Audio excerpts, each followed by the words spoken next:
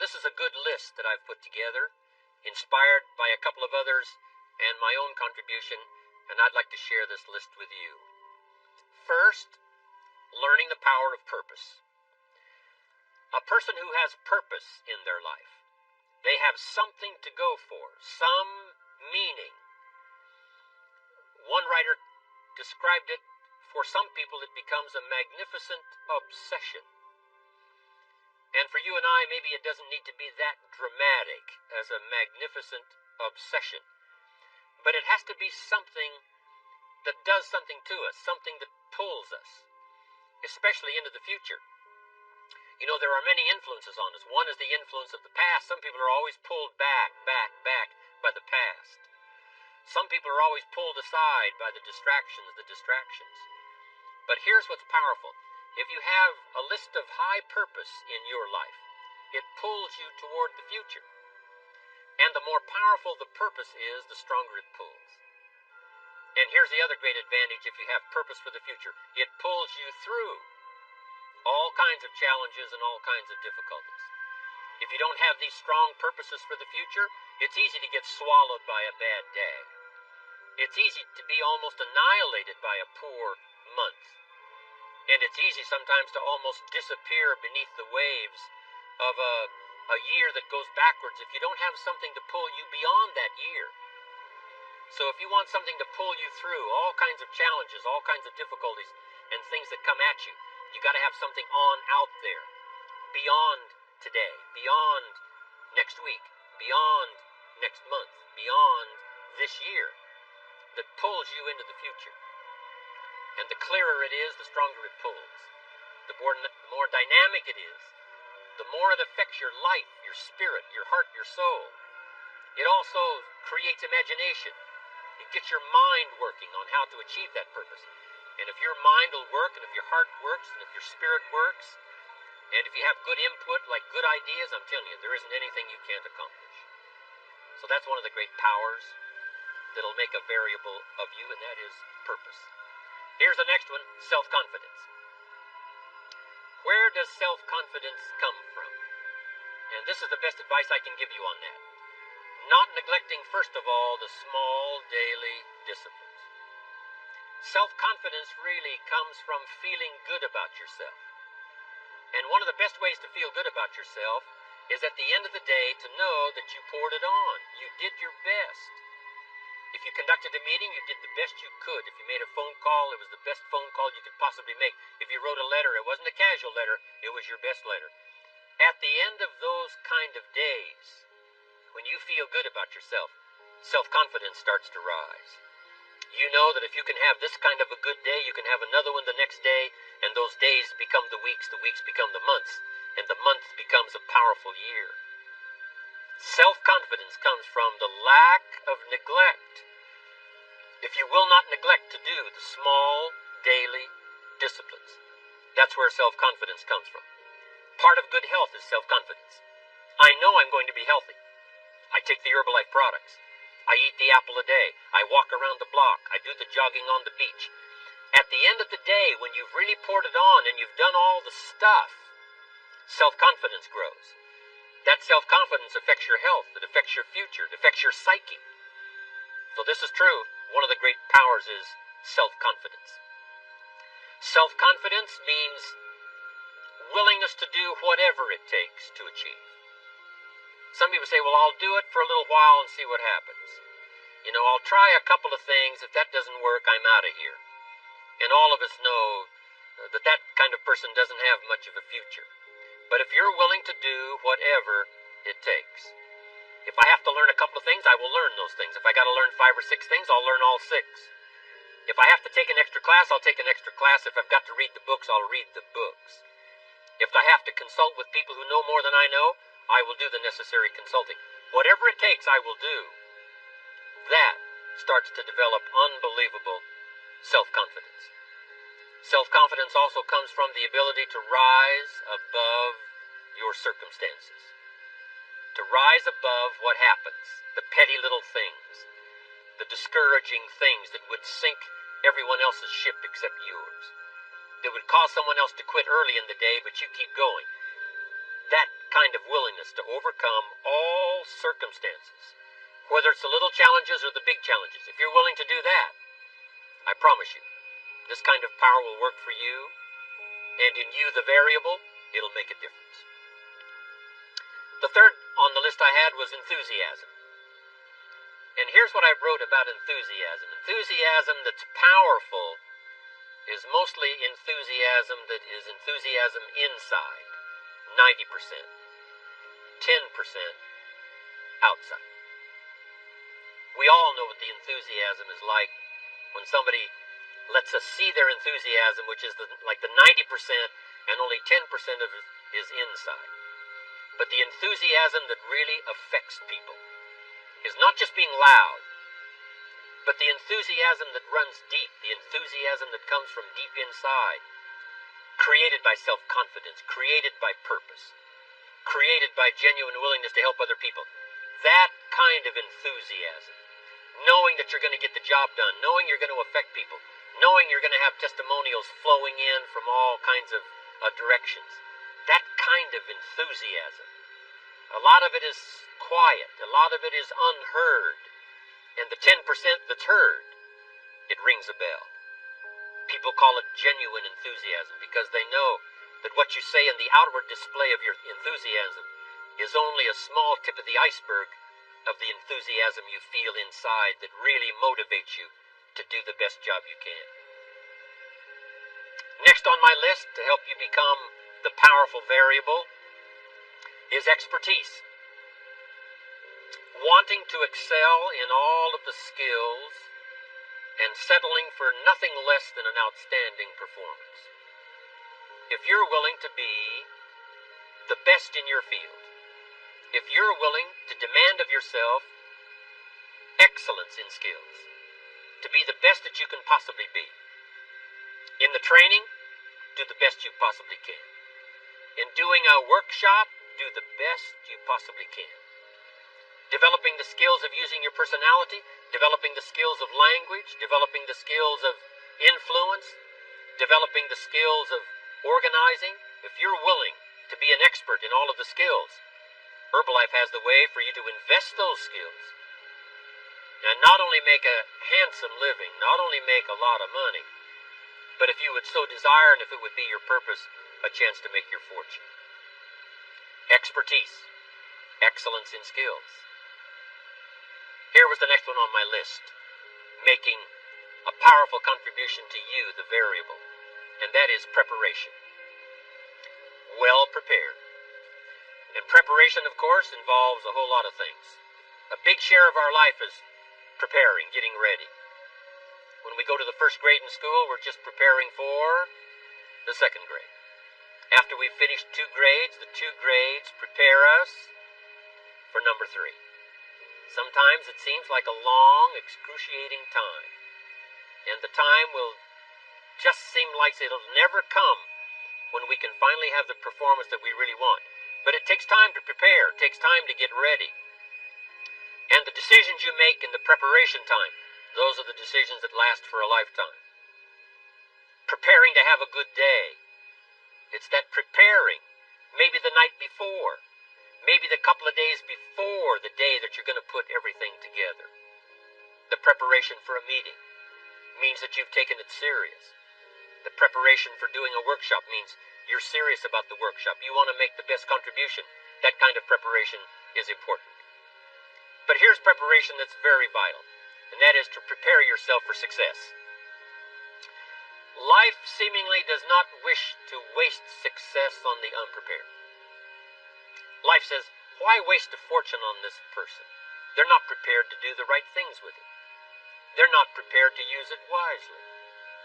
If a fortune was bestowed upon this unprepared person, it would probably be wasted. The people that could have been touched won't be touched. What could have been done won't be done because this fortune will have been wasted on the unprepared person. So not only look for fortune, not only look for the promise, but prepare yourself. And ask of yourself, what can I do to make myself ready? Because remember, life was designed not to give us what we want, not to give us what we need, but life was designed to give us what we deserve. Every value in life must be paid for, and those that pay are the ones that get it. It says those that give receive. Someone says, I wish to receive, I wish to receive. You don't have to concentrate on receiving. Just become a good giver. It says those that search will find. Someone says, well, I need to find some good ideas to help change my life for the future. Then to find good ideas, that doesn't come because you need them. It comes because you search for them. If you want good ideas, you got to go after them. You got to go to the class, you got to go to the workshop, you got to go to the training, go to the book, right? You got to go to the journal, right? Go where good ideas are being taught, go searching, go looking, because good ideas are not going to be wasted on those that are not seeking, searching, well prepared. So, prepare yourself to be ready for fortune when it comes, to be ready for challenge when it comes, to be ready for opportunity when it comes. Opportunity comes along and passes by the person that is not well prepared. I want to prepare myself this year for next year. Yes, I wish to be effective this year, but I'm also thinking of ways, how could I be better? How could my ideas be more powerful? How could they be sharper, more clear? How could I reach some people next year that I perhaps can't reach this year? I haven't reached deep enough into my own soul to affect some people. Some people just pass by and say, hey, what a good speech. But how could I make it stronger than that, deeper than that, more powerful than that? I cannot be as powerful as I could be next year. You know, you can't go to the 10th grade in the 5th grade. You just got to go through the grades. But the more you are prepared, when the 10th grade finally comes, now you can cash in and get 2 times, 3 times, 5 times more value from it by being prepared. I want to do my best this year for Herbalife, but I also want to get ready for next year, 1999. And then when the year 2000 comes, at the turn of the century, I want to be well equipped by language, by instinct, by temperament, by personality, by influence, to really be valuable the year 2000, 2001, 2, 3, 4, 5. That's my goal. I'm sure it's your goal. Now here's the next one. There's great power in self-reliance. Self-reliance means you simply look mostly to yourself. It would be nice if someone just gave you this, gave you this, gave you this. It would be nice if everyone did their job exactly as they're supposed to do it. But here's what you've got to do. Primarily rely on yourself. Primarily say, I'm the person responsible. And I will learn the necessary skills so that I can help people learn their skills. If I need lots of people to do certain things to build my organization, that is what I must have. But I've got to be the final backstop. I've got to be the final one that people can rely on. So that if this is missed and this is missed, I can catch up. I can fill the gap. I can do the job. We have to do it when we conduct meetings. We have to do it when we conduct training. We have to do it when we're in a class of just a few. What someone might have missed, we're there to fill in. Self-reliance. Primarily, we're learning to count on yourself. So that you can do this, never complain and never explain. Here's the next key power, and that's image. There's many parts to image. The image that others see you as, the image you have with other people. And it's very important how other people see you. If they don't see you as a leader, chances are they won't pay attention. If they don't see you as being in control, chances are they won't have the trust. If they don't see you as knowing where you're going, what you want to accomplish, they probably won't follow. But if people can see you, if you have the image of someone that's in charge, in control of your life, your future, your destiny, in control of the situation, if they see that, that kind of image is powerful. It helps to win the day. It attracts other people. People want to be around people that are in control, that are powerful, but they know how to use their power. Influential, but they know how to use their influence. That kind of image is important. But here's a very important image, and that is your image of your self. The way you dress, the way you talk, the way you think, your capacity for learning, all of that is an important image that you have of yourself. The image that you have that if it needs to be learned, you could learn it. If there's a book that needs to be mastered, you could master it. If there's a skill that needs to be learned, why couldn't you get busy now and learn that skill? That kind of self-image, that I am continually trying my best to be the best I can. Because one of the most important places you have to look is into the future, yes. You got to look into the past, yes. You've got to look around, yes. But one of the most important places you have to look is in the mirror. You know, how I appear to other people, that's important. But how I appear to myself is the ultimate importance. That kind of image, to where you'll develop the self-confidence, you'll develop the self-reliance. Now here's another one. In my rather short list, the next word is character. Becoming a person of high values, a person of principles, a person of honesty, a person that earns respect. That kind of character. It took character when Mark started to put the marketing system together. How can we have a system that will build in the integrity, that people will know that if this happens, then this will happen. And if this goes wrong, here's the way to fix it. Unless you have the principles and the character and the integrity to put together a viable plan for a wide variety of people, then the system is not going to last very long. And I've been around long enough, and I'm sure you have been around long enough to see a lot of systems that got started, but they failed. And the reason is because they were not constructed with integrity. They were not constructed with character.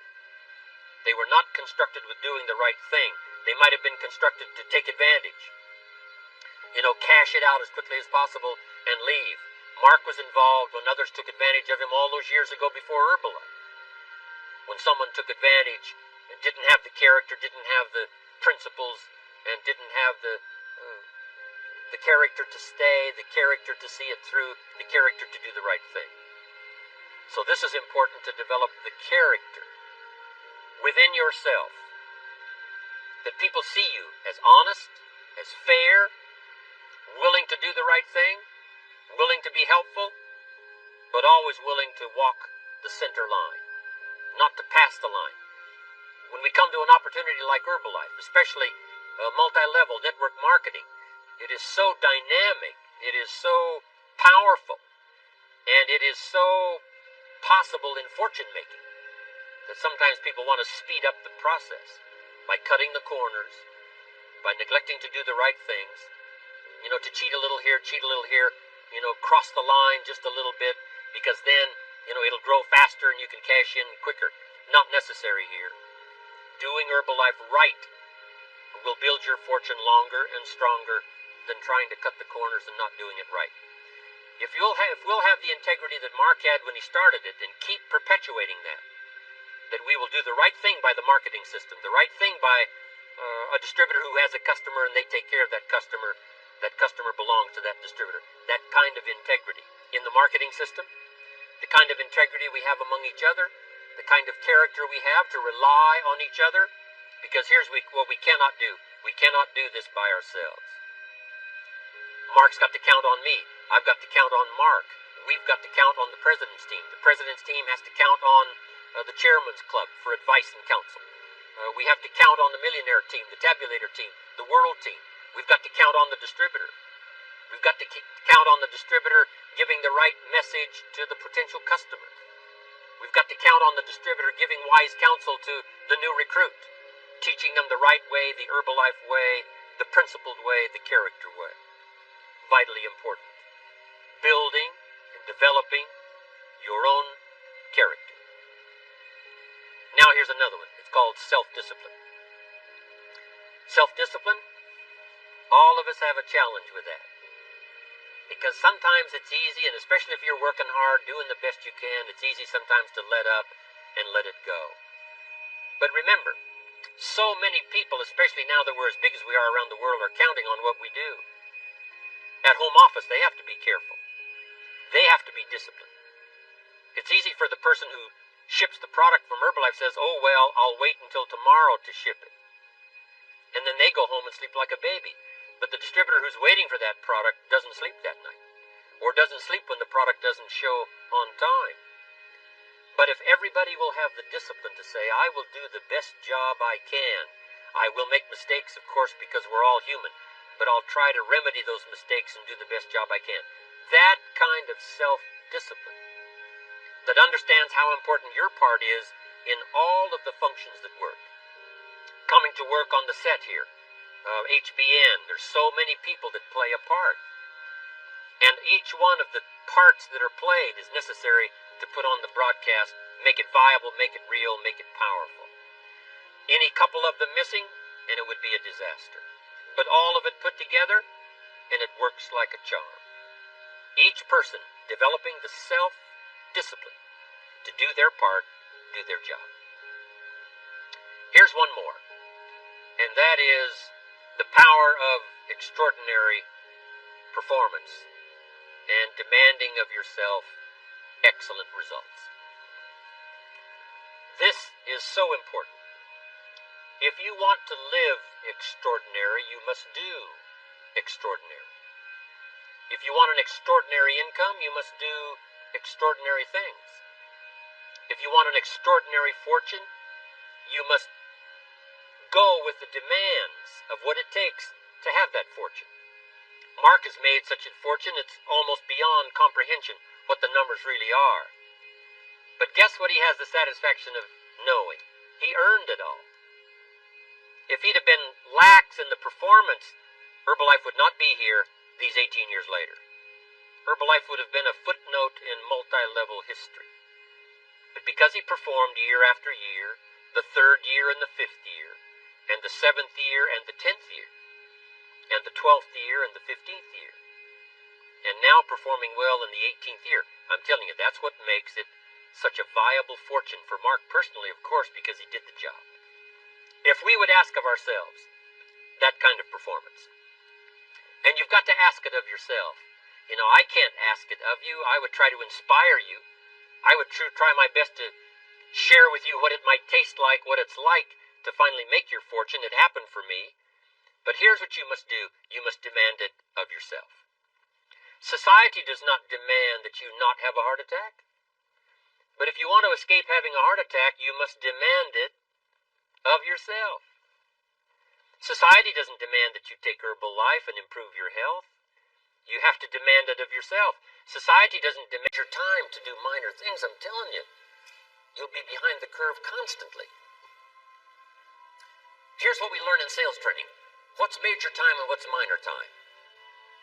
Here's minor time, thinking about prospects. Here's minor time, making lists of prospects. Here's minor time, keeping books on prospects. Here's minor time, going to see the prospect. Here's minor time, evaluating the prospect after you've been there. That's all minor time.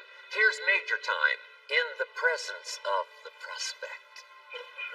That's major time. And if you took a look, if you're in sales and you took a look at a week, you'd say, my gosh, I'm spending 90% of my time on the minor stuff and so little time on the major stuff in the presence of. How many hours in the presence of in my day? How many hours in the presence of during my sales week? Because the time that really counts is in the presence of the prospect.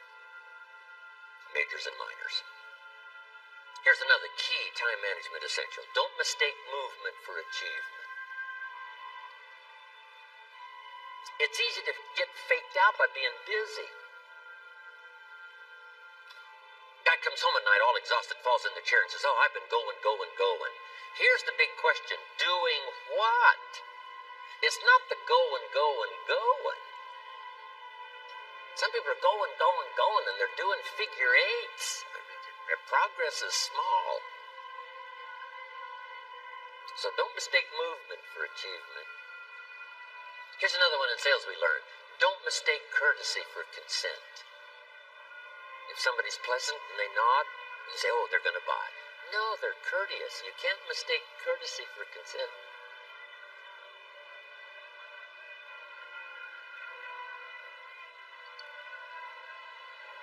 Now here's a big one, concentration. I had to learn this. All those years ago, I'm in the shower trying to compose a letter. Found it turns out to be a strange letter. So here's what I learned to do. Save the work till you get to the office. Save the work till you get to the work. Don't try to get to the office on the way to work.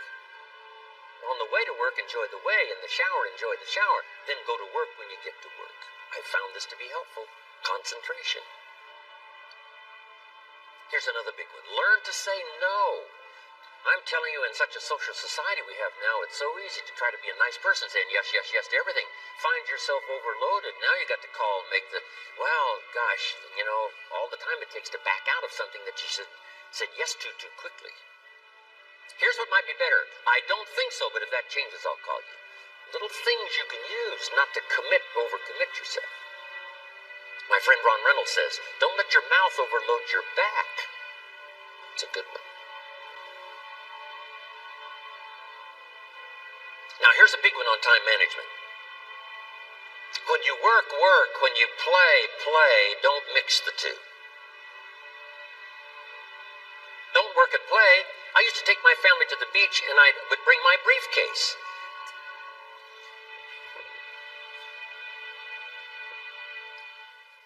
I learned not to do that.